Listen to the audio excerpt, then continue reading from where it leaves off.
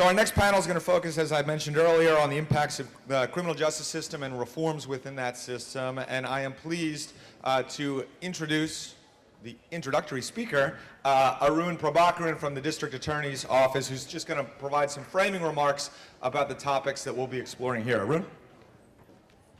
Good morning. I want to thank you all for participating in this. You know, GPLEX, as one of the co-chairs here, I've really enjoyed this. It's an amazing space, and part of the reason why I keep on coming back is because I have to tell you I'm an idealistic person. And as an idealistic person, I have spent my whole life following what I think is trying to do the right thing. And you know, that's what I think I'm really excited about this movement for criminal justice reform. You know, I once told Patricia, who reminded me of what I said I'd forgotten, is that criminal justice reform, without some of the work that our panelists will be doing, is like having the end of slavery without Reconstruction. That we cannot fix these problems in a long-term and a permanent basis unless we really undo the past, not just move forward. And so I have to say that part of what gets me here is really ironic, right? So I was a college student. I went on and I met this really exciting person, and I started dating them, and she moved away to Philadelphia. And she moved away to Philadelphia because she had done an internship when she was a sophomore in college. She did an internship at no place other than the Philadelphia District Attorney's Office as a part of the Philadelphia Center program. So she decided to come back, and I stayed there, and 16 months later, I ended up moving out to Philadelphia. I spent a little bit of time in the following year protesting the DA's office around the death penalty and police brutality. I met some really interesting people, including the father of one of the our moderator, Friedman-Rudovsky, who was one of the pro bono counsels that got me out of jail. I also met Larry Krasner, who was my pro bono counsel at that time. And in Larry, I met a person who not only was idealistic, but he was a person whose values and spine of steel was like a real centerpiece to everything that was going on around all the work I've been a part of. And I know I see Chris Bartlett, who is one of my mentors and friends, a real leader in the HIV/AIDS activist work of ACT UP. And I was in the Kensington Welfare Rights Union, and little did I ever think that a bunch of activists would end up being a part of the group of people who either in HIV and AIDS ended up changing the world, part of the criminal justice movement that would help a progressive DA in Philadelphia get elected, and changing policy around the country and locally, helping end mass incarceration and mass supervision. And I would have never imagined any of these things are happening, that the institution I stood outside of with signs and supporting people who were being prosecuted by the office for protesting it would end up, we would be in there changing it. And I just say that, you know, when I look at idealistic people like Chris Bartlett and so many of the other people in this room, I'm hopeful. I'm hopeful because we can actually do things that we can't even imagine sometimes. And I say that because right now my kid is at this the global climate strike, right? Yeah, come on, give it up for them, right? A little girl said, I'm not going to school until you guys fix this in Sweden, and now we've got millions of kids all over the country, all over the world, saying, you guys really messed this up, and we're gonna make you fix this. This is time for you to clean your room, right? Put away the laundry, right? And I guess what I'm saying is that we know at the DA's office and many of these leaders that are doing this work that we decided that it's time to clean our room and put away that laundry. And I'm just asking you as leaders, I'm asking you to do more than you're already doing, right? Because what we kind of get complacent with is that we're already doing so much and we're doing enough, and we just need to do more and better. And sometimes you need to move quick and change many things and move them in the right direction, and all the pieces start to organize themselves in the right way. And I see a lot of people on this panel who've been doing just that. So I want to thank you all, and I want to hand it off to our good friend here, Friedman-Rudovsky, and I want you to go home and remember that little 17-year-old self, that 19-year-old self, that idealistic self that wanted to change the world that made you a leader here, and how do you kind of connect back with that person and make sure that you keep doing whatever it is that was the highest aspirations you had for your life. All right? All aboard!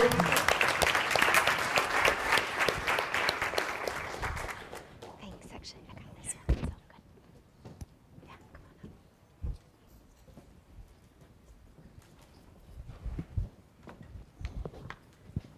on up. Okay, hi everyone. Can you hear me? Is this on? Yeah? All right. Thank you for that introduction, Arun. Welcome, everyone. Thank you to our panelists for being here. Secretary Flood is on his way. He's going to come up on stage as soon as he walks in, but we're going to get the conversation going even while we wait for him to join us. So thanks to our panelists. Thanks to the Economy League for asking me to host. I see a lot of familiar faces in this room, and it's nice to be with you all.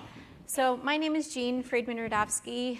I am the co-executive director of Resolve Philadelphia, which is an organization that develops and advances journalism built on equity, collaboration, and the elevation of community voices and solutions.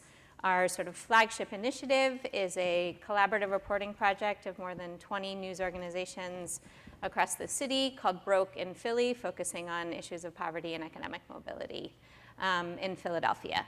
But I think the reason I was actually asked to moderate this panel is because I spent the year of 2017 being the editor of a project called the Reentry Project, which was a similar collaborative reporting project amongst 13 news organizations focusing on the challenges of and solutions to prisoner reentry. And so I spent the entire year sort of living and breathing this topic. And as Arun mentioned, my father is a civil and criminal defense attorney, and so it's sort of been part of my entire upbringing, being steeped in a lot of these conversations. So I'm going to set the stage kind of really quickly and then hand it off to the panelists for each of them to give a couple of remarks, and then we'll go back and forth with questions. I have some prepared. I know you guys can enter questions in, and they come up on this iPad here, so I certainly encourage you to do that, and I'll try to kind of bounce back and forth between some thoughts that I had and things that are coming from you. So Pennsylvania and Philadelphia have long been notorious when it comes to our criminal justice system. For many years, Philadelphia had the highest incarceration rate of all big cities in the United States, which probably, as many of you know, actually meant that we weren't just the incarceration capital of this country, but of the entire world. Because, of course, the US has the highest incarceration rate of any country. We have 5% of the world's population, 25% of its incarcerated people. Pennsylvania is also exceptionally good at locking people up and keeping them locked up for a very long time.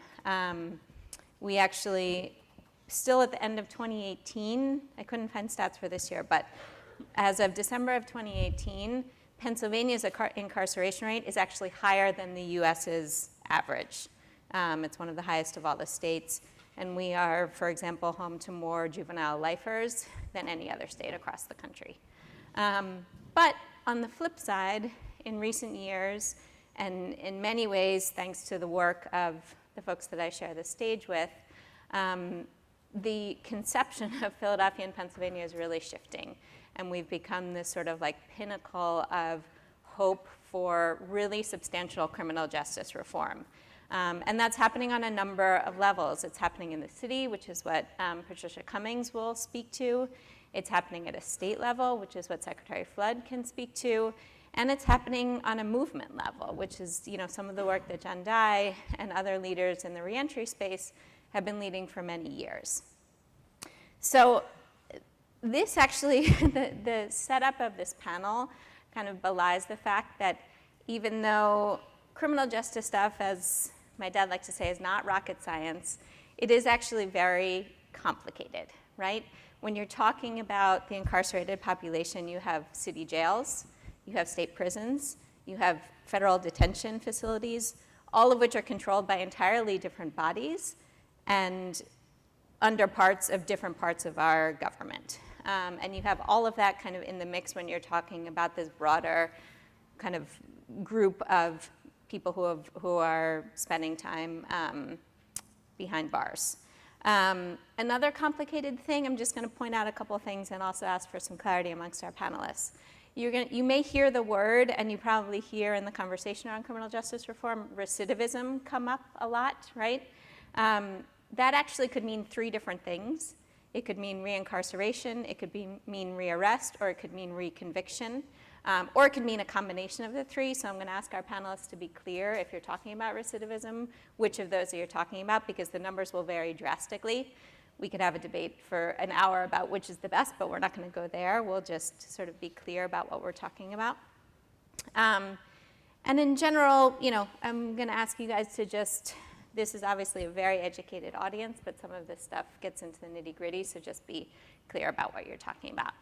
And the last thing I'll say before I hand it over is, or we'll do a quick exercise.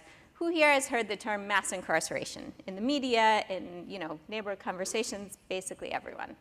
Who has heard the term that we have an epidemic here in this country of mass supervision? A lot fewer. So I'm going to just put out there, because a lot of this conversation is going to be talking about reentry, I'm going to put out there that that latter, that epidemic of mass incarceration in this country is just as important as what's going on with folks who are behind bars. In some ways it's more important because it involves way more people. There's about 2.5 million people who are currently behind bars in the United States. There are about 4.5 million who are under what's called community supervision, which basically means parole or probation. And so you have twice as many people are affected by this mass supervision epidemic as you do affected by mass incarceration. In Philadelphia, there's somewhere between 200,000 and 300,000 people who have criminal records. Nationally, 1 in 5 people on average has a criminal history. And that is incredibly significant because it means you're dealing with a significant portion of the population who has undergone the trauma of being inside a prison cell or a jail cell, perhaps for an extended period of time, living out here in society, and we're going to talk to some of those challenges today. All right, I think I will hand it off. I'll leave it to you to decide who goes, who goes first, and then we'll come back with some questions. Thanks. So my name is Jondhi Harrell. I'm the executive director of TCRC Philly, which stands for the Center for Returning Citizens, and we just recently opened the TCRC Healing Center. And our thought process there was, so many times when we talk about reentry, we talk about housing, we talk about employment, we talk about a connection to necessary services, and that's essential. When someone comes home from incarceration, the three main things they need to do is to find employment, find housing, and build a support system, hopefully reintegrating with their family group, but often it means creating a new family. But rarely do we talk about dealing with the trauma that they endured during incarceration, pre-incarceration, and many times there's serious trauma when you come home. We expect people to just come home after 5, 10, 15 years and replug themselves into society. The reality is, it is extremely difficult because everything has changed. Your families have changed, your cities have changed. Hopefully you have changed as a person and you're on a path for a smooth transition and not going back to former activities. So when I came home in 2009, I had done 18 years of federal prison. And I came back to a vastly changed landscape. My parents were much older. Many folks in my family who were part of my support system had passed on. My 5 children who were very young when I left were now grown with children of their own. So I had to structure a new life, taking all that into account while still trying to find a job, educate myself, and move forward. And I looked around the city of Philadelphia, and I went to various agencies and organizations that were supposed to help me move this forward. And I was in a halfway house whose task was to helped me to reintegrate. And I encountered a level of disrespect in that halfway house that was far more than I had encountered in 18 years of incarceration. And I was incarcerated in some of the roughest federal penitentiaries in the country. USP Atlanta, USP Coleman. But the very folks who were supposed to help me transition, it seemed like they didn't care about me. They were there to do a job, and that was their main focus. So I looked around and I said, I can do this better. So I got a few jobs, and what I did is, every job that I got, I tried to take something from that that would help me toward my ultimate goal of starting a viable organization. So I first worked for Goodwill Industries. And a lot of folks don't realize that in addition to Goodwill Industries helping disabled people, they have a very robust department that helps returning citizens to reintegrate. So I worked there for some time. And then I went from there to Gaudenzi Incorporated, which was a substance abuse, and I learned a lot about how to structure an organization that really cared about its program participants. And then I went from there to Pathways to Housing, which was an organization that was very forward-thinking. They do a housing first for homeless people, which is a very radical idea. In the more traditional services, you have to go through all sorts of programs and you have to prove yourself in order to get housing. Well, Housing First says, put homeless people in housing, get them off the street, and get them out of the shelters, and then we'll work on their individual problems. So that was very revolutionary. So I tried to take the best elements from each one of these organizations and found an organization that would be responsive to the needs of returning citizens. One of the things that a lot of folks don't realize is that folks coming out of prison, after they're home for a while, we look around and we see any and everybody making money off reentry. Social workers and administrators, and there's a whole system and millions of dollars in grants flowing to organizations that have fancy websites and wonderful media packages, but are they really dealing with the lives and the problems and the needs of each person who are coming home? So we structured TCRC on a shoestring budget, and it wasn't Nike shoes, it was Bobos, I mean. And we have had an immense amount of volunteers. My program manager, Nisha Maza, I call her the queen of interns, and she's tapped almost every university in the city for wonderful interns who do an amazing amount of work. And we've been able to structure an organization that is responsive to the needs of returning citizens. Thanks. Thank you. Hi, everybody. My name is Patricia Cummings, and I am the supervisor of the Conviction, Integrity, and Special Investigations Unit in the District Attorney's Office. Whenever I speak to an audience in Philadelphia, I always feel compelled to say, yes, I'm not from Philadelphia. You can probably hear it in my accent. I hail from Texas, and I'm going to tell you just a little bit about myself, and then I'm going to shift over real quickly to what we're doing in the DA's office and why I think I've been invited to be part of this panel. I have been a student of the criminal justice system, for lack of a better word, for about 30 years. My entire professional career has been devoted to criminal justice, and I've done it in every capacity. This is my third stint as a prosecutor. I spent over 2 decades as a criminal defense lawyer. I also spent some time doing policy work at the Texas legislature, and I've also taught criminal law. So it's that perspective, I think, that I bring to the table when I talk about criminal justice reform in general, but specifically about it in Philadelphia. I have to say, I don't know if it's a coincidence or if it's just brilliant planning in terms of this panel, but I'm so proud to be part of it because I'm sitting next to Jondhi, who I've called up when I needed help for an exoneree who needed basic assistance to re-enter society after being locked up for almost 3 decades.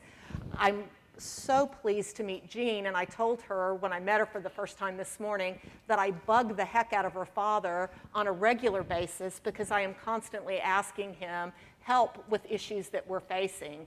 And finally, when Brandon joins us, I gotta say, Brandon's been fabulous in terms of being able to work to try to help get folks out of prison that don't need to be in prison any longer. So this is just a fabulous opportunity, I think, for people who are really doing significant things to try to bring criminal justice reform to Philadelphia, and hopefully that means bringing it to other areas across our country. So quickly, I told you I would talk to you a little bit about what I'm doing in the District Attorney's Office. The title of my unit is relatively new. Prior to Larry getting elected, the District Attorney's Office had 2 units. One was a Special Investigations Unit, which was tasked for investigating and prosecuting public corruption. The other one was the Conviction Review Unit, which was my predecessor, and that was a unit that was in existence for a few years that was tasked with trying to identify people who are actually innocent in prison. Larry did a pretty brilliant thing in my mind, because what he did is first he renamed the Conviction Review Unit and turned it into a Conviction Integrity Unit, and then he merged the Special Investigations Unit with the Conviction Integrity Unit. And I think the best way to kind of describe that merger is I think it was a recognition that the 2 units are there to actually try to work on civil rights issues in the city. And that's what the 2 units are absolutely doing. You will see undoubtedly changes in terms of how the District Attorney's Office looks at public corruption. Sometimes you might hear some positive things. A lot of times you're going to hear negative. Because quite frankly, Larry is very committed to prosecuting, in particular, police officers that are committing crimes. And I know historically, maybe the DA's office has not always done a very good job with that. Shifting over to the conviction integrity aspect of things, Larry made a commitment to me personally when I came to Philadelphia, and I think to the community, that he was serious about conviction integrity work. So what is conviction integrity work?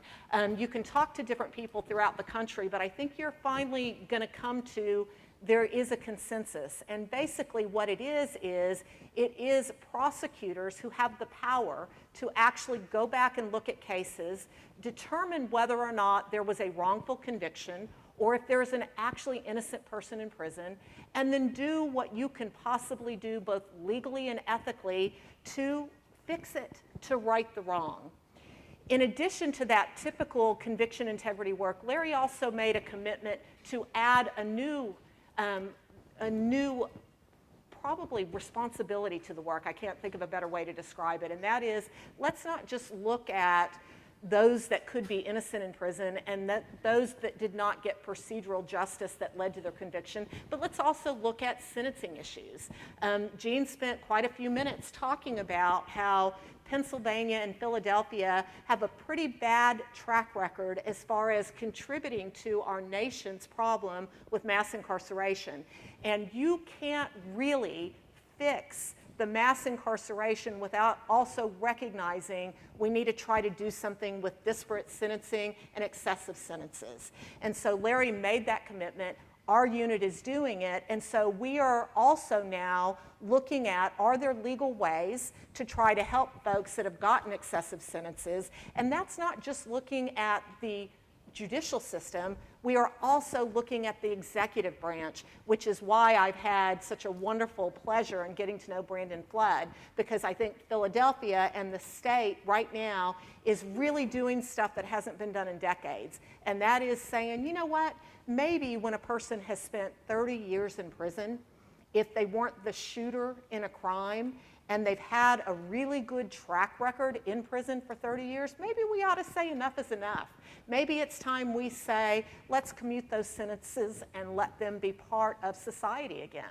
So we're looking at that, we're seeing progress, and I am just absolutely thrilled and proud to be a part of it. Bottom line, Arun said this, and I think everybody sitting up here will say this to you. It is one thing to try to prospectively fix the criminal justice system, but it is quite another to say you're willing to look back and make sure that we right the wrongs. And I'll close with this thought. In my almost 30 years of working in the criminal justice system, I have often heard questions of, is the system broken? Is the system racist? Is the system designed at its inception to be racist? And what do we do to fix it? And I will tell you, on a daily basis, I ask myself those questions, and I'm here to say there is no doubt that the system is broken. There is no doubt that the system is racist, and there is no doubt that we all have to work together collaboratively to try to fix it. And I ask you this question. When we do that, we've got to say, what is our goal? And some people say our goal is that we've got to try to restore trust in our communities. Others will say, what are you talking about restoring? We never had it to begin with. Some people say we need to establish it. I don't think I've been in Philadelphia long enough to tell you whether or not it's restoring or establishing, but I tell you it absolutely needs to be done. And once again, I'm just so glad that I get to be part of it. Thank you.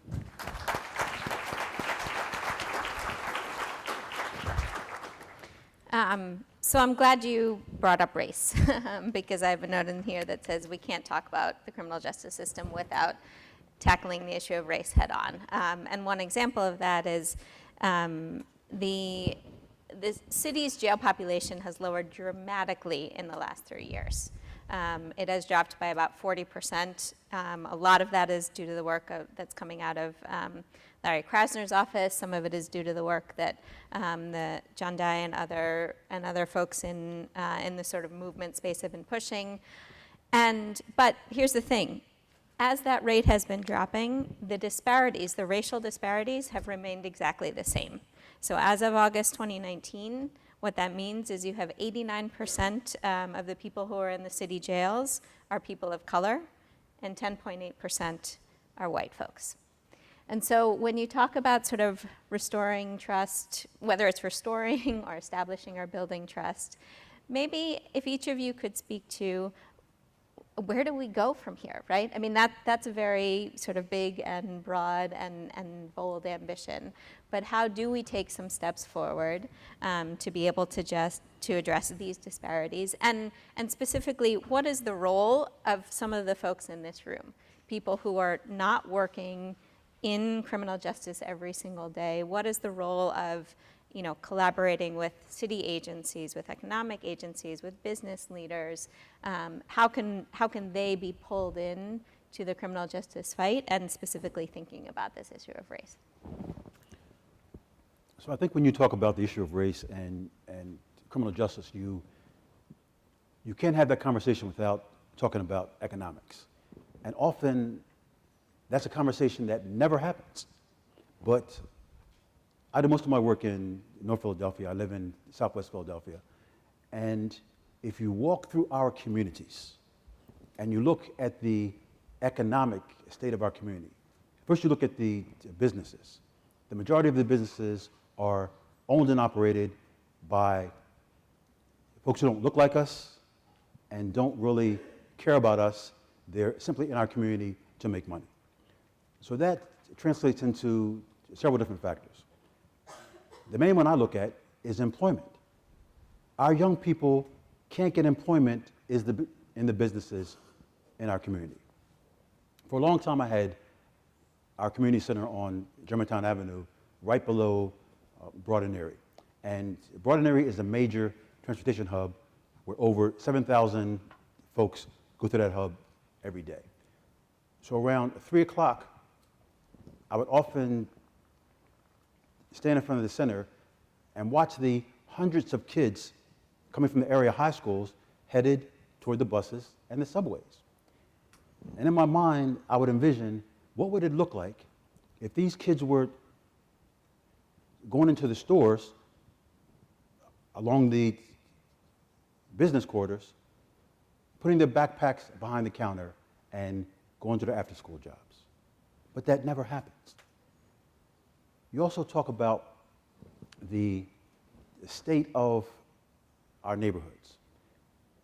So many of the residents in our neighborhoods aren't homeowners, they're renters.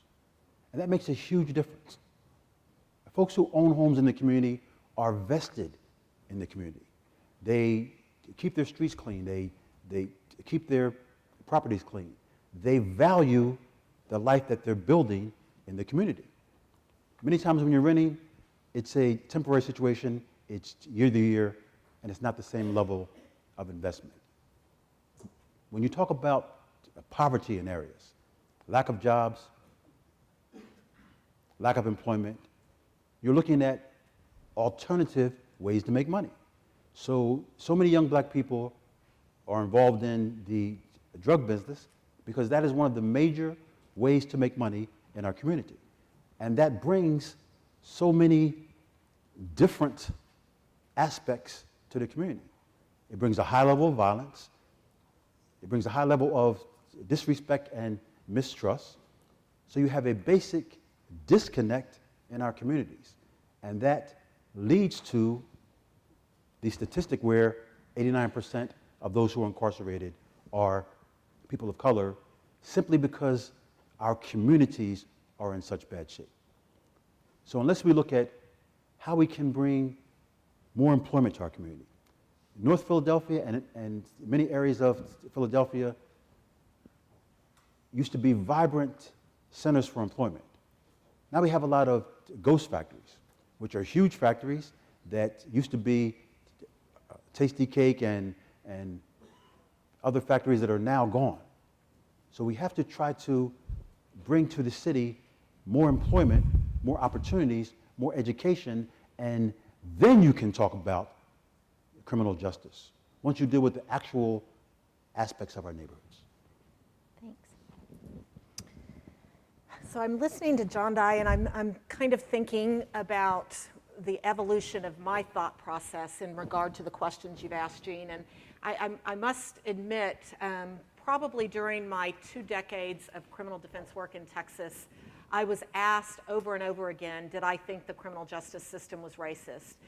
And for most of that time, my answer was, no, I don't really think it is. And I often like to quote one of my favorite Mark Twain quotes when I tried to explain my position. And Mark Twain said, you guys are probably familiar with this, I'm not prejudiced, I hate everybody equally. And that's how I kind of thought when I saw the criminal justice system.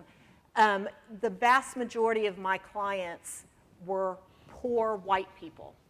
And I had kind of grown up in an area that was super conservative, and excessive sentencing happened on a daily basis. So that was kind of my personal experience that gave me my perspective at the time. But it's evolving, and so just flash forward, I'm in Philadelphia now, obviously, and it has not escaped me that in the last 19 months, the Conviction Integrity Unit has worked towards the exoneration of 9 people. 9 people that had been convicted of homicides that spent significant periods of time in prison for crimes they either did not commit, where we felt comfortable affirmatively saying they were likely innocent, or crimes where there just wasn't the evidence to prove they committed the crime. All 9 of those people are African American. All 9 of them. All 9 of them are also in families where they weren't flush with cash. It makes you stop and think about what really is happening.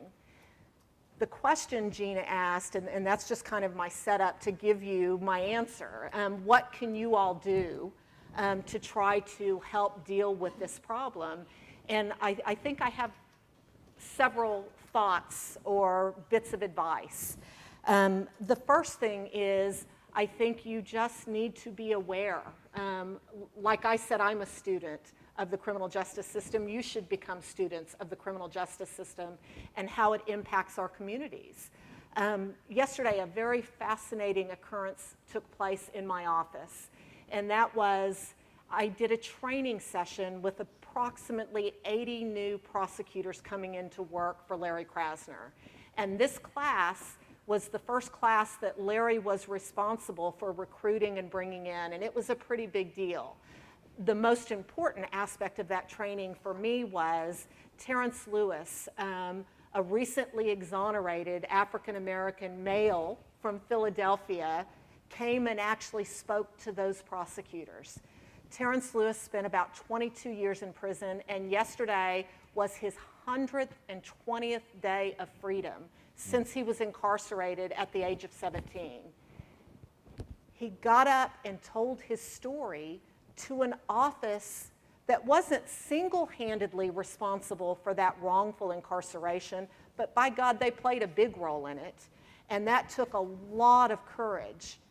Not only did he do it, and did he do it well and gracefully, but at the end of his presentation, he got a standing ovation from the prosecutors who were tasked with prosecuting crime, and thanks to Larry, they take it very seriously that they're tasked with trying to right wrongs when we've made a mistake.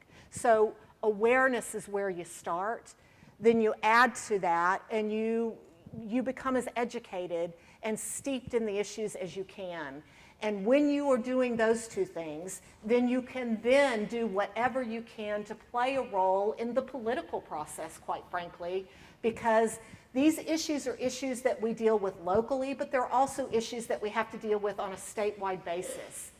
Our DA is elected, our judges are elected, and our legislature is elected.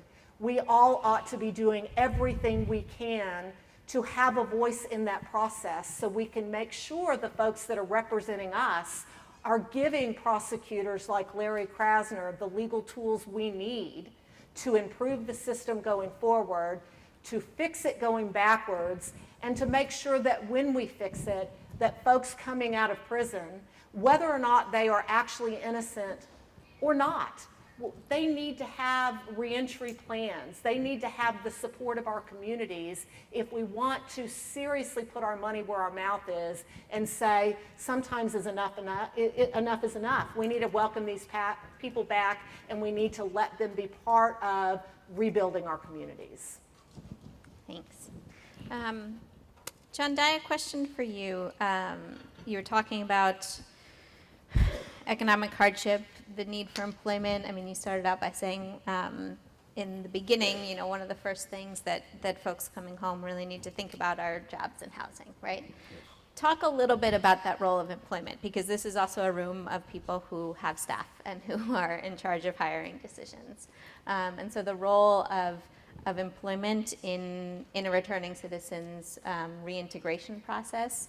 And if you could speak to employment, you know, in the broader sense, right? Not just a job, but jobs versus careers. And, you know, is there a difference between, or what the difference could be between just a job that pays minimum wage and something that actually builds on the skills that a person has? So there's a huge difference. Last month we had the unique opportunity to go to Drexel University and speak to folks who represent SHRM, which is the Society for Human Resource Managers. And they had invited me to, they're having the national convention for SHRM in Philadelphia next year. And they had contacted me and asked me to be on a panel. But what I wanted to do was to establish a stronger relationship now so that next year on the panel, we could talk about what they were doing from that point. And that's extremely important because human resource managers determine the policies for hiring. And so many times, returning citizens are looked at as a labor force that's undesirable. But nothing could be farther from the truth. What you have is a group of people who are not only looking for a second chance, but those who are really motivated and determined to change their lives could be the best possible employee that you could ever have. And so many times in our organization, we impress upon our program participants that if you're the first person who this company has hired, you have the responsibility for everyone who comes after you. You have to set an example. You have to be on time. You have to bring value to the marketplace. So that resource manager is calling TCRC saying, send me somebody just like Ahmad. He's the best possible employee that we've had. It's extremely important for folks coming home to be able to make a living wage.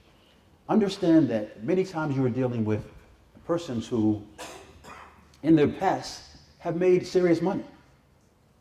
Many returning citizens were fairly successful in criminal activity. In my past life, I was a bank robber, and I robbed a lot of banks, and I made a lot of money robbing banks. And it was the most fun you could do with your clothes on.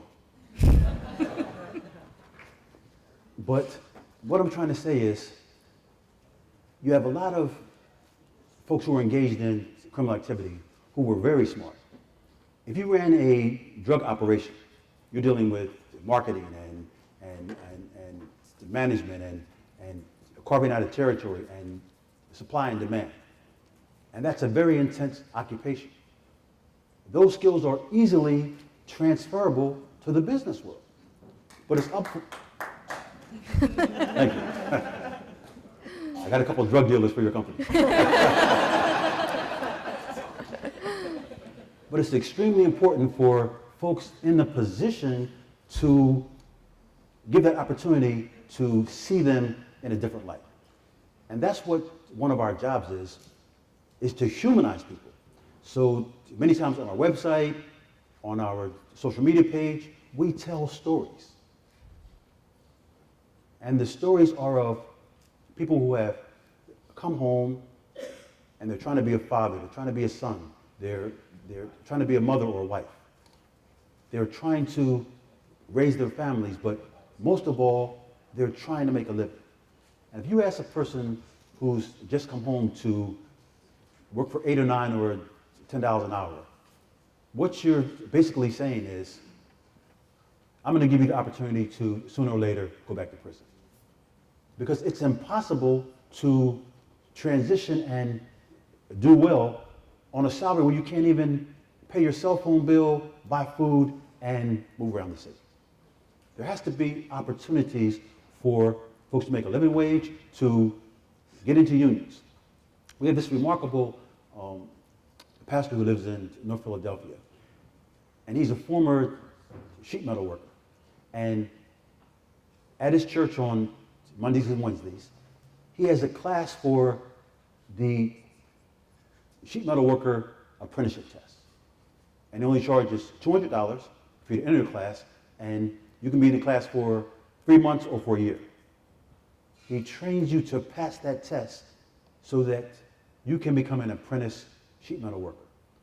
And our folks who have passed that test are now making $25, $30, $35 an hour, and they are embarked on a career. There's a real difference between a job and a career that can sustain you, give you a sense of dignity, and put you in the mindset that I'm never going back to prison.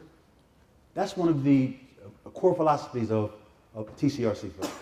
We say we are never going to live in a cell again, never going to eat in a cafeteria. We're going to work out at Planet Fitness, not in the gym. We're never going back to prison for any reason. But to really put a person in that mindset, you have to create the opportunities for success. You have to create a life plan. And many of our folks have never really thought about a life plan. Setting short-term achievable goals and moving toward a position where they're going to succeed. And that's what's necessary. Thank you. I want to ask you a follow-up question about bank robbing. No, I'm just kidding. Sorry, I couldn't resist. Patricia, this question comes from our audience. Is conviction integrity work easier in Philadelphia or in Texas? I guess I probably... Easier or harder? Neither place. Arun, can I answer that? No, teasing. It's much harder. It's much harder. Much harder here. Much harder here in Philadelphia.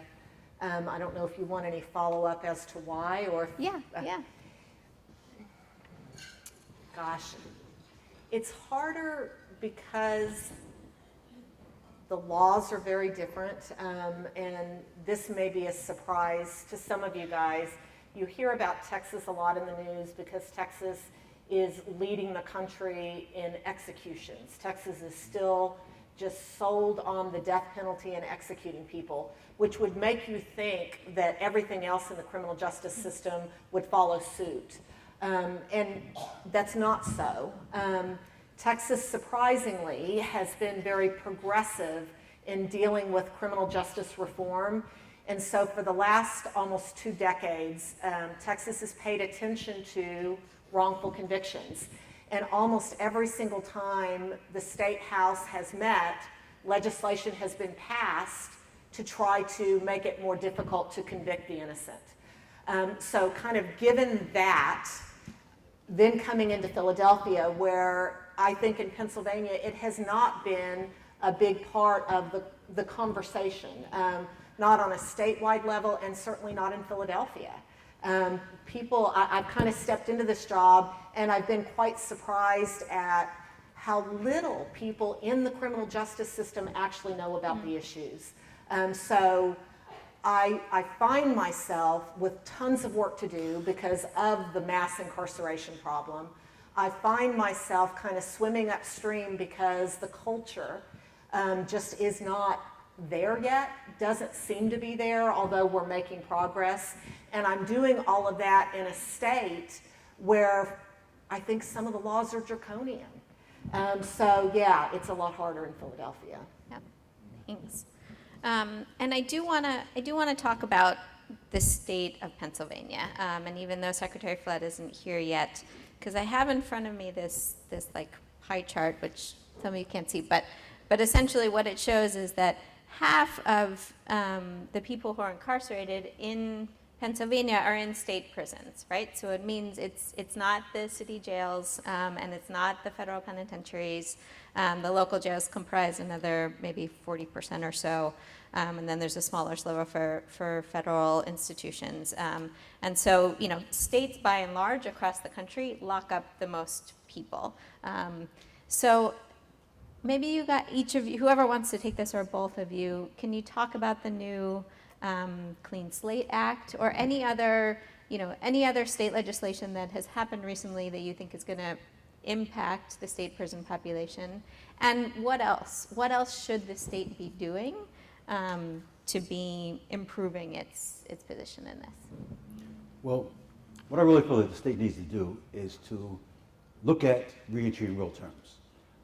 When I was incarcerated, my mindset was, all right, I've got to do 18 years straight. Because in the Fed you do 85% of your time. I had a 20-year sentence, and the first couple of years they move you around, try to make you snitch, which was ridiculous. And then you settle into your sentence, and you're looking at how you're going to live your life from that point on.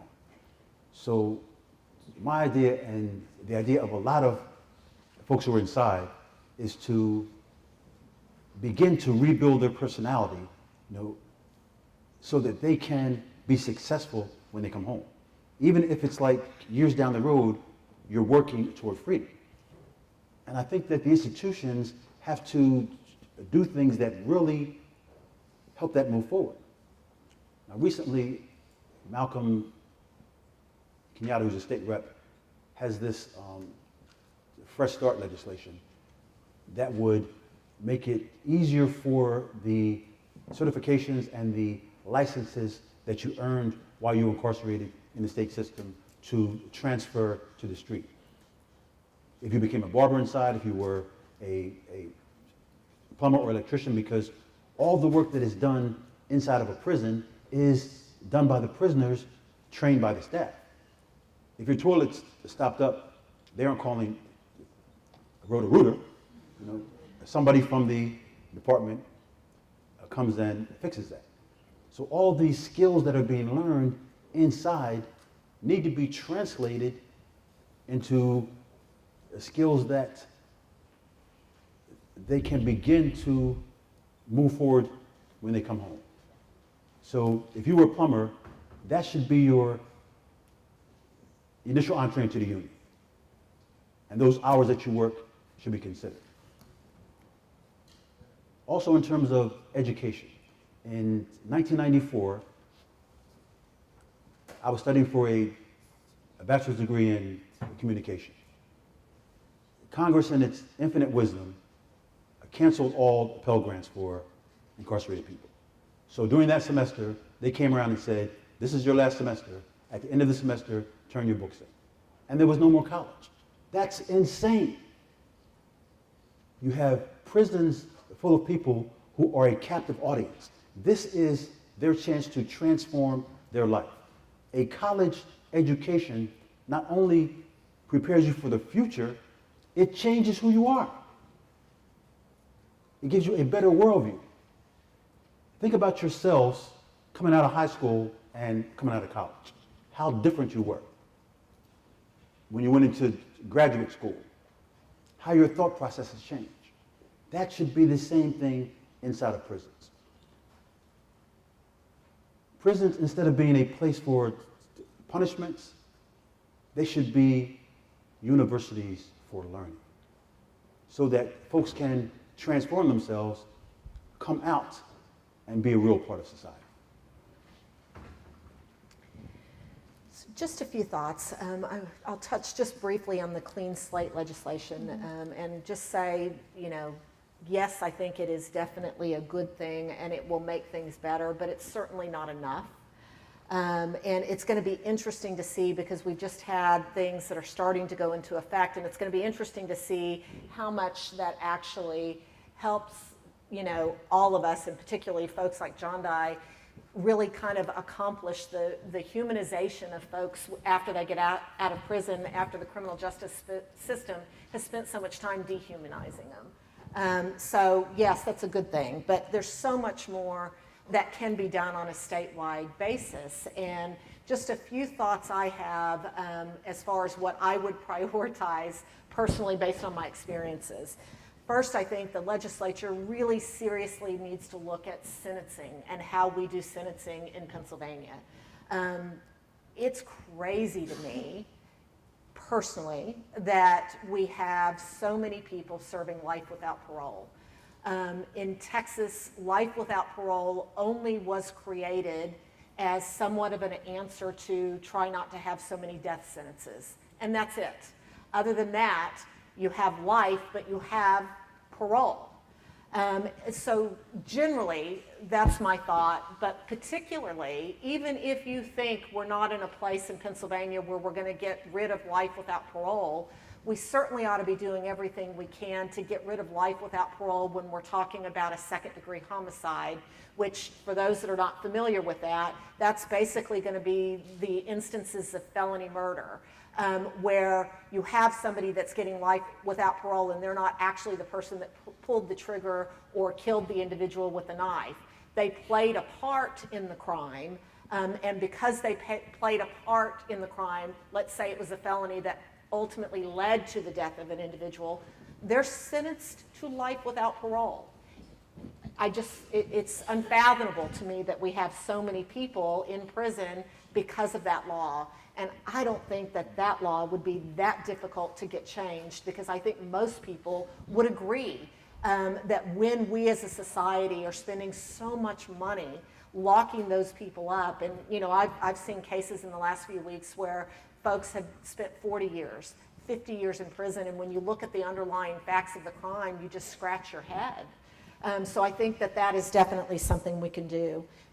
Separate from the sentencing issue, I think we also need to kind of step up to the plate and start passing legislation on the front end to try to prevent the wrongful convictions.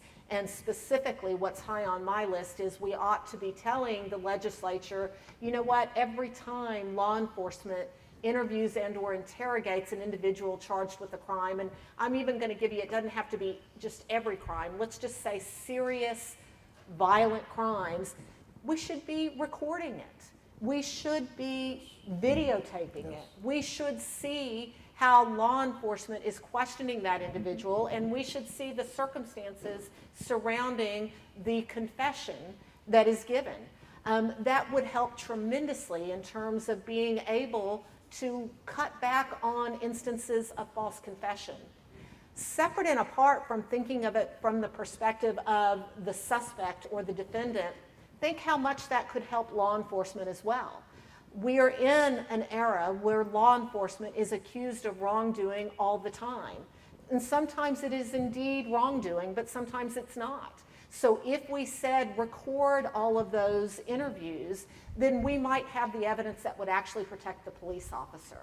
We also should consider legislation that at least puts prosecutors in a position to keep track of what we call snitch testimony or jailhouse informant. If we don't say we're going to make prosecutors turn over that information, we ought to, at least at a minimum, say, judges, you ought to be telling juries that when a prosecutor is trying to obtain a homicide conviction based on snitch testimony, maybe juries ought to be told that of all the evidence out there, that might not be the most reliable evidence to sustain a conviction. Those are some things that we can do on the front end. And then lastly, I've got to, and I'll do this continually, we've got to get the legislature to pass a compensation statute for individuals that are exonerated of crimes and they come back out into society. They ought to be compensated for that time. We were talking before we started today, and I'm going to tell you, I think it's 35, but it changes pretty regularly. There are about 35 states in this country that have compensation statutes to take care of those folks that are getting exonerated, and Pennsylvania has nothing. And so we need to do something. We say, I think we're saying as a state, we certainly say as a country that we care about those people. We all want to live by the principle that Blackstone told us about so long ago, and that is, as a society, we're probably much more comfortable thinking that it's better to let guilty people go free rather than to convict one innocent person. If we really believe that, let's put laws in practice that actually show that that is a meaningful principle to our society. Did you want to add? Yeah. Yes, probation reform. So many folks are on probation. We recently worked on the Free Meek Mills movement. And that was a special case because he was a celebrity and he had a huge amount of support. But the actual situation that he was dealing with, he was re-imprisoned after 10 years of probation for technical violations. And yes, he had done some dumb things. I mean, he's a rapper, you know. But the very fact that he was still on probation 10 years after his offense, and the policeman who had originally arrested him was on the do not call list. His word was suspect. And there's so many folks just like Meek. Just a week and a half ago, one of our program participants went back to prison on a technical violation. And yes, he was supposed to do some programs and he didn't do them. But you're going back to prison, you haven't committed a new crime. It's a technical violation. You really should look at that. Also, good time legislation. Back in the day, Pennsylvania had a good time law where every year if you had clean conduct inside a prison, you got a reduction of your sentence. That's important. That inspires people to achieve, to have clean records, and it would also be a reduction of the level of violence in prison. And one thing I'm going to say that is not, going to be popular, but I think it's essential, is conjugal visits, family visits. You break up so many families when folks go to prison. And if you're married or you have a long-time girlfriend and you get a 10-year sentence, you are sentencing that person to 10 years of no sex if they're going to be faithful to their partner. That's unreasonable. Who's going 10 years without sex? Anybody in this room? I certainly hope not. And you're establishing a family. When you have trailer visits, you are keeping a family together. So for that weekend, the kids and the wife and the husband are together as a family, and it's so difficult to keep your family together when you're separated. There are over 83,000 children of incarcerated parents in the state of Philadelphia. Think about that. Think about not having your mother or your father there for all the important parts of your life. At least a trailer visit will be something kids and wives and husbands could look forward to and say, we are still a family even though we're apart.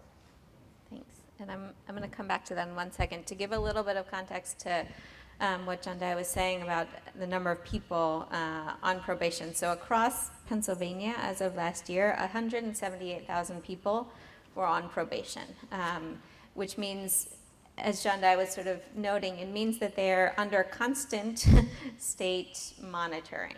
And one single little slip up can cause what Jondhi referred to as these technical violations, and they go directly back into jail. It doesn't mean that they committed a new crime. It could be anything from, not showing up to a appointment with an officer because they were doing work, or for whatever reason, someone throws them back in. It's because they're a suspect in another crime. They go back into jail. 40% of the city's jails are filled with people who have not recommitted new crimes, but who have been brought back in because of these technical violations.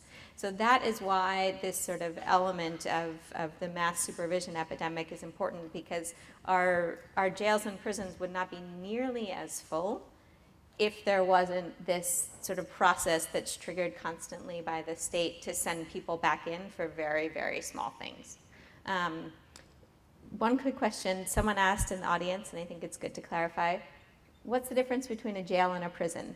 People often use it interchangeably. Can we just quickly get to that, and then I want to get on to the next question. Well, to me, a jail is like short time. County prison, that's a jail. A prison, a state prison, you have to have a sentence over 2 years to be assigned there. So federal prison, state prison, that's a prison. State road is jails. I just want to add to it, be careful. If you want to know the answer, understand that it is different depending on what state you're in. Okay.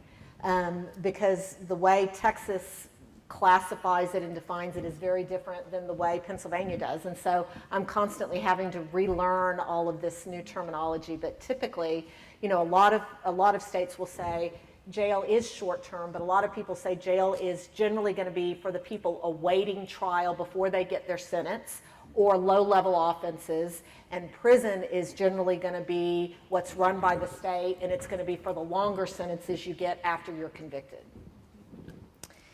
So let's talk a little bit, and there's a couple of questions on here about this, so I'm going to try to kind of wrap it into one. We've talked about the importance of employment for people who are coming out and to not cycle back in. What else is important? Jondhi, you mentioned housing, so I do want to talk about that. But also, if you could speak to, you've spoken about trauma, you've spoken about connection to family.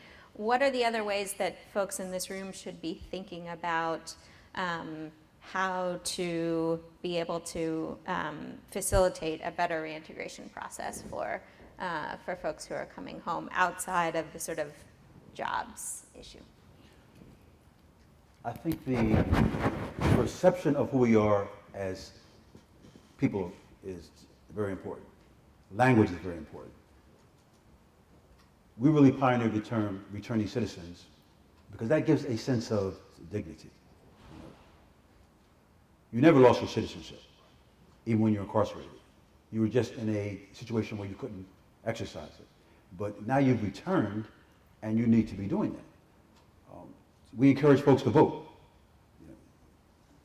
because that's a basic level of citizenship that we should be looking at. I believe that in terms of family reintegration, we try to treat the entire family. If you have a person who is incarcerated, it's not just them. It's their children, it's their wives, it's the mother and father, it's their brother and sister, it's everybody in that family circle. If they're having problems, it's going to affect the transition of the returning citizens. So we look at, is the family getting the kind of services that's necessary to move forward? Do they need therapy? Most folks, when you talk about the trauma of incarceration, they're talking about just the person who was incarcerated.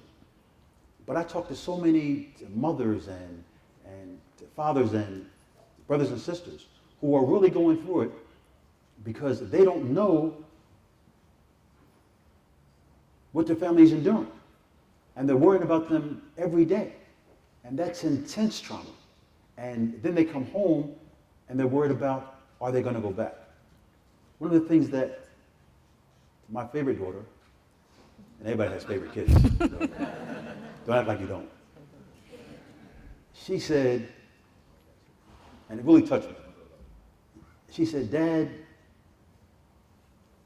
can we trust the fact that you're never going back to prison? That's something she was worried about. Because when she was maybe 7 or 8 years old, I came home for 3.5 years, changed their lives, and then I was gone again for 18. So you really have to look at the family dynamics and what we can help people build. So we have to change the perception of what a returning citizen is, what a formerly incarcerated person is, and how can you as ordinary citizens have a share in building community. And that's extremely important. I'm a Rastafarian Quaker, which is a whole other story for another panel. But one of the values that I really appreciate in Quakerism, and it was really easy for me to transition from the Rastafarian ideas to Quakerism, is building community. Quakers believe that it's not as important what you do on Sunday morning or what you profess to believe. What's important is how you live your life every day. What you do in the community, how you treat people. So if we're looking at how do we treat people who are formerly incarcerated? Are we looking down on them? Are we thinking because they made one serious mistake or a series of mistakes that they should forever be branded as a person who has no value? As Michelle Alexander says, a second-class citizen. And to many people, that's who we are. We have no value. That has to change.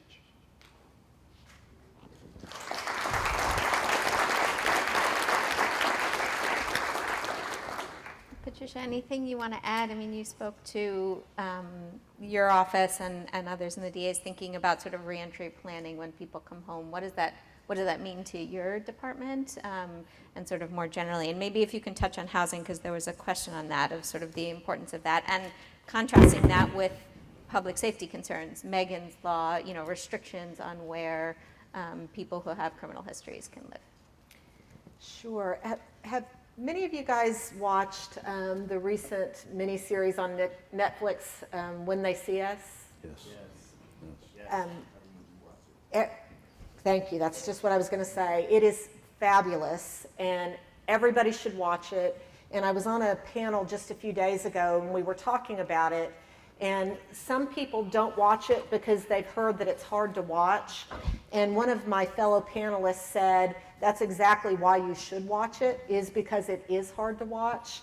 The reason why I bring it up is, of course, I watched it primarily because of what I do, and I'm looking at the wrongful conviction issue. But I found it so good because it dealt with the reentry issues that too often people are just not aware of. And one of the episodes, I believe it's episode number 3, is one of the individuals who is getting out of prison, and is trying to integrate into society, and he's talking to his lawyer, his parole officer, and he's being told everything that he cannot do. And it's, it is just so important for everybody to see that, because the restrictions that we put on folks like that are really restrictions that are making them doomed to fail. So that's my introduction. Now, from the perspective of a prosecutor's office, I will tell you, unfortunately, most prosecutors' offices don't spend any time, or maybe just a little bit of time, thinking about reentry issues. And one thing that Larry is trying to do is to change that. I think that if you make the folks that have the power to put people behind bars pay attention to what it's like when they get out, maybe we won't be so quick to send them behind bars to begin with. I just think that we've all got to be educated and aware, and as prosecutors, we've got to also try to be part of the process in trying to create the reentry programs, because without them, it is a revolving door, and we will never solve the mass incarceration problem. Yep. So I'm being given the wrap-up sign. I'm going to give one announcement and then ask you to give a brief closing remarks. So Secretary Flood could not make it. He apologizes. He wanted everyone to have his email, which is bflood, so B as in boy, and then the word flood, @pa.gov. If they want to follow up with him directly, any questions they have, he'll be happy to hear from you. So I'm a journalist. A journalist's favorite question to ask at the end of an interview is, what haven't I asked you that I should have, that you would like to tell me or the people you're speaking to? So very, very briefly, anything else you want to throw out there that you want these folks to hear? I don't know about briefly, but let me say that it's important that organizations that are run by formerly incarcerated people are supported. In this work in this city, I have a lot of colleagues who have organizations, who are doing this work. I don't know one organization in the city, mine included, that has full funding, that has all paid staff, health benefits. When I say we run on shoestring budgets, I mean, it's ridiculous.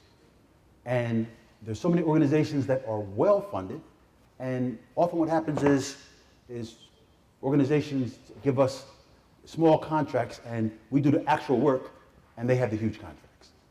And that's crazy. The reality is, formerly incarcerated leadership, our ideas, our concepts, our points of view are extremely valuable. When Gina and I first got close was in 2017, when she was tasked with the reentry project, and she allowed myself and Ruben Jones of Frontline Dads to basically create what we called the reentry blueprint. And it was a 2.5-hour event,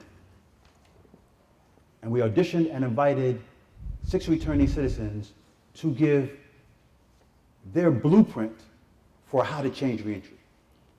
And it was a phenomenal event.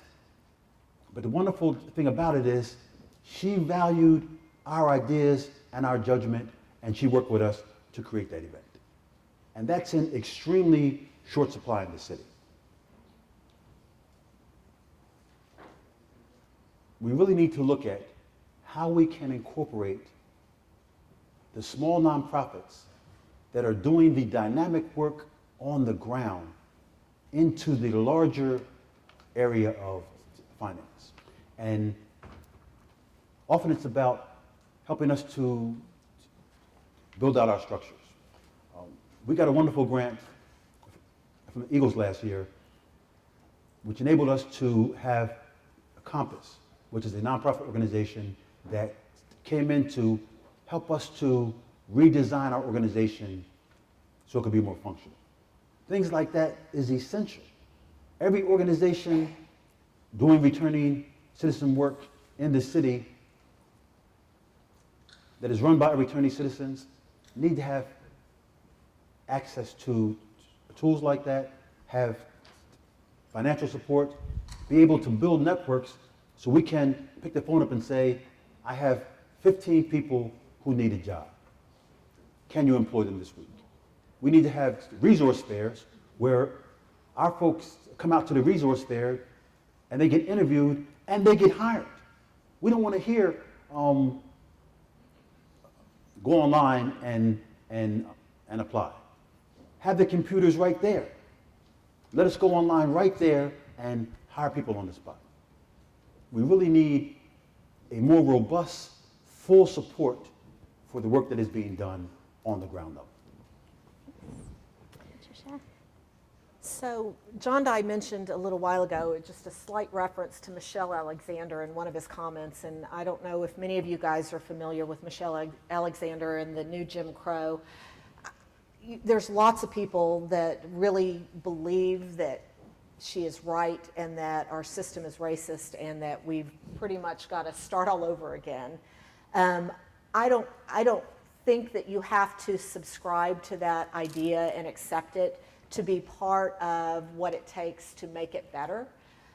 What I do think is, even though there is not probably universal agreement in terms of that notion, there probably is universal agreement in the fact that our criminal justice system has operated under the concept of fear for far too long. And I think what we've got to do is we've got to change the conversation. Our criminal justice system should not be set up to make employers afraid to hire people. Instead, what we should be doing is we should be insisting that our criminal justice system pay attention to science, and that we say that there's a lot to learn from science and that we can make better decisions in our communities if we are guided by science. In addition to that, we also ought to demand that our criminal justice system also use common sense to make decisions about really who is somebody that is violent that maybe does need to be placed in prison, as opposed to the vast majority of folks that are in prison that are not violent. And we also ought to do everything we can to make sure that our criminal justice system has empathy and is fair. And if we pay attention to those notions and those principles and do what we can to get people in positions of power based on those ideals, I think all of our communities will definitely be much better than they are now. Thank you. Thanks, everyone. Thanks for allowing us to go a few minutes over. Okay. And if there are other questions out there that, because we're going until 12, I was a little unclear about that. Oh, excellent. So then if there are questions that folks have that I haven't asked yet, that you haven't put into this list, is there a microphone going around? Okay. Mike's right behind you. My name is Greg DeShields. I'm with the Philadelphia Convention and Visitors Bureau. One thing you didn't talk about was some of the fees that are associated with individuals when they re-enter and the barriers that they create in addition to finding a livable wage. So can you talk about some of the specific fees that they encounter? I think you're probably talking about like fines and court Restitution costs and fees? restitution Court costs, fees. yes. I owe, when I came home, I think I owed $36,000 in fines. I've been home 10 years, I owe about $18,000, $19,000. You know, I'll be paying those fines off. I pay off a little every month. You know, I'll be paying that off, you know, unless I hit the lotto for a long time. And what are the fines for? I used What to are rob you banks. paying You know, they gave me a fine for that. You know, court costs, yes. A lot of folks have court costs. And we even have folks who were charged for child support while they were incarcerated, you know, and they're paying those off. And then you have ordinary fees like just getting a license, you know, doing things that you need to do just to move forward. The cost of coming home is, and then you have folks who in the state system have to actually pay for their probation officer to make monthly visits. Isn't that crazy? You got to pay for somebody to come out and monitor you. And if you don't pay, that's a technical violation. That's And you crazy. go back inside. Yes. Great. Right there. Oh, or there. Oh, hi, my name is Beth Hare. I'm with Criterion Search Group. I'm curious if the three of you have seen Where to Invade Next by Michael Moore, a film that came out a few years ago. And he goes to different countries and shows how different things are in the world. But there was a scene in Norway and their prison system. And I just, if any of you have seen, I'd love for you, and I don't know if the audience has seen it, but it just surprised me so much and reframed everything for me. Can you say the title again? It's called Where to Invade Next, Michael Moore. It's Did about any the of you pri- see it? I haven't seen it. I haven't seen it, but there was, I don't know if you guys saw, it was like on the Sunday morning show, CBS, a few weeks ago, where they did a really nice piece on Norway and how Norway is dealing with incarceration, and it's fabulous. So it's a good thing to watch too, but I will definitely look into that. Yes, I mean, I haven't seen the film, but the way that other countries deal with people who have broken laws in society is radically different than the United States.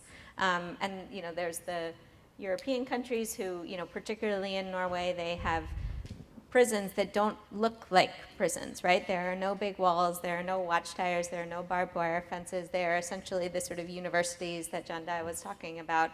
They're rehabilitation centers in the true sense of the word. They address childhood trauma. They're really about, their main function actually seems to be, how do we restore the humanity of this individual rather than how do we strip it away? Even in Latin America, which is where I lived for about 10 years, they deal with this very differently. There are women's prisons, and they actually allow some of their children to live with them some of the time, which is controversial. We could debate that, but to be honest, the choice in a country like Bolivia between having your child go into the state foster care system or live with its mom, and again, it's a jail that looks very different than one would in the United States. Keeping those families together actually produces dramatically better rates of rehabilitation and women, once they get out, being able to stay out of prison. So there's a lot of lessons that can be learned from how other countries deal with this issue. Yeah, right here. Sorry. I'm Javi Glazer from Children's Hospital of Philadelphia, and I just wanted to see if we could just briefly raise some of the juvenile detention issues. I know there's some fabulous work going on at the Juvenile Detention Center, within the DA's office, in the community level, but it's so striking to me when you talk about these technical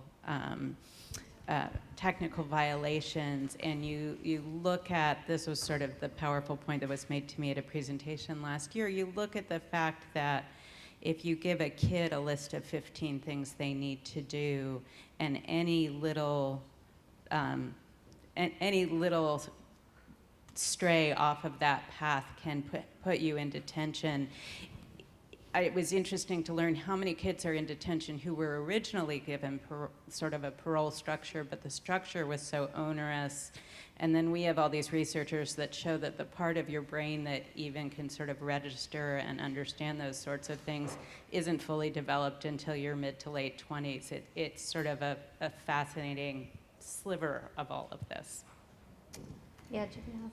So juvenile law is one of my loves. I was a board-certified juvenile lawyer in Texas during my entire career, and I have paid attention to the issues, and you are hitting them right on the head. I mean, where we are with juveniles today is so far advanced in terms of our knowledge and understanding of delinquent behavior. That's what most people call it.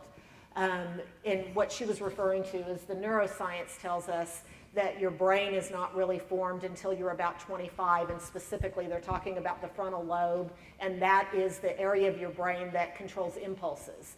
The United States Supreme Court gets that. That's why we've had the United States Supreme Court say we can't execute people under the age of 18, and then it was followed by we shouldn't be giving them life without parole sentences. And fortunately, Pennsylvania is doing some good stuff in trying to get the juvenile lifers out of prison.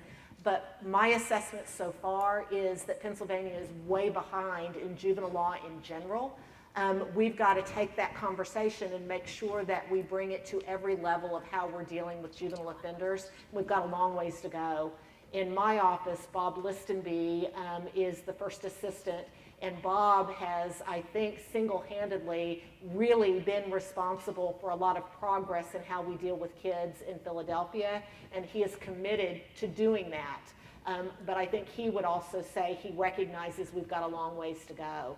And I think a lot of it's going to be changing the laws in regard to how juveniles are handled from a prosecution point of view in Pennsylvania. And so once again, that kind of goes back to what can we all do? Well, we can all participate and try to encourage the legislature to kind of get up to speed on the science and then do the right thing. And it's hard to argue, how could you not want to do that when you're talking about our children?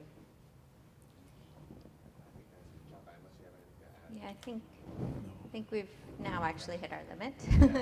So thank you again for being a part of this conversation.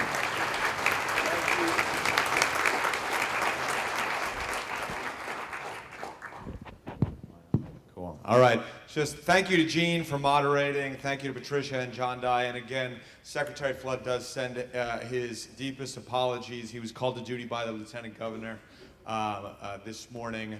We will share out some of the information about what the Board of Pardons is doing right now. It's some really fascinating and high impact stuff. Secretary Flood is the first Secretary of the Board of Pardons who has lived experience being incarcerated in the Commonwealth. There was some coverage in the Inquirer last week about the board's meeting. We'll share that article and some other resources so folks can get up to speed on what that is all about. So thank you again to the panel. We now have a short break. Lunch will be served, will be available within the next 10 to 15 minutes. We're gonna have a programmed lunch today, so I'd encourage you, it's a buffet lunch, to get your food and be back in your seats by about 12:30 so that we can move on with our lunch program. One more hand for the panel. Thank you. Fantastic.